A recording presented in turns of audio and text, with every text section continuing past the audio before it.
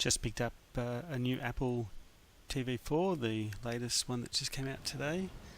This is the 32 gig model, and we'll have a quick unboxing, have a look at it, and then in the next video we'll have a look at the setup. So this comes in two models, a 32 gigabyte version and a 64 gigabyte version. This is the 32 gigabyte version. There is no physical difference between the two, they just have more internal storage. The 64 gigabyte version has been pushed as better for games. The reason for that is the way tvOS, which is the operating system of this device, handles app storage. So we've got the new Siri enabled remote that comes with it. Inside we also have a power cable, which is very similar to your previous Apple TV. So if you do have a previous Apple TV, this one can actually plug straight in to the same cord where that was. You also have the traditional Apple very small user guide, very thin. The get started one and also a lightning cable. The lightning cable is important because that's what is used to charge the Apple remote. So there you have what comes in the box. Apple does a very good job at packaging everything, it's all nice. So you've got the rip-off wrapper. You will notice the weight of this device. This device is significantly heavy, and interestingly enough, iFixit did a teardown of it, and the additional weight is mainly a large heatsink that sits on top of the A8 processor. So because this processor is now going to be doing things like running games, and it'll be doing a lot more than the previous Apple TV, then it needs to dissipate that heat out, and because there's no fans. So on the back you've got the power plug insert, HDMI attachment, you've got a Ethernet attachment, and there's also a USB attachment, but the USB is for servicing only. So cable, remote. The remote doesn't have that same great feel that the other one, the previous remote, did, but I found the previous remote very spacey because it was very seamless. But I'm glad to give that up to get all these new features. Lightning cable, as mentioned, to charge the remote,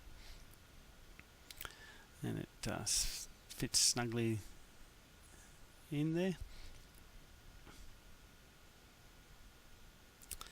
And you got the user guide. Well, it's not a user guide, it's a getting started guide. Traditional Apple stickers, the regulatory notifications, and it's really a welcome guide and a very simple guide to the remote control and the rear ports, power, HDMI, USB-C and Ethernet. Gives you a couple of examples of how you can talk to Siri through the remote, and in the next little video we'll have a look at how that may or may not work. And if you want the full user guide, you can get that at apple.com/Apple TV. No HDMI cable, very important. There is no HDMI cable that comes in the box, so you do need that to connect it. It's the only thing missing besides the TV, power, HDMI cable. You do lose from the old Apple TV the optical audio out. That's not included. And we might have a little look how it compares. So here's the Apple TV, the previous version, version 3.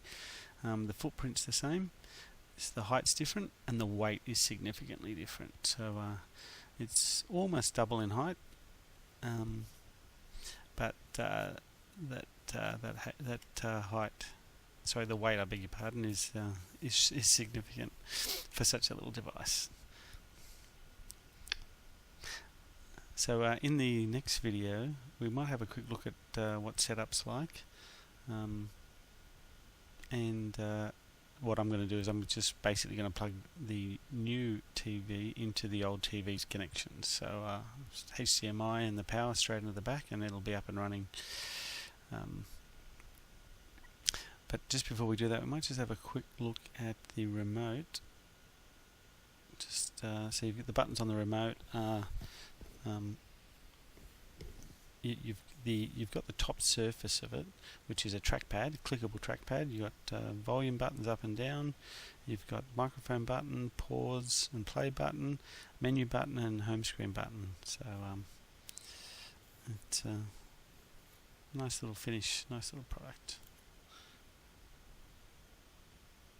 So check out the next video to see the setup. It should be up shortly. Thanks again.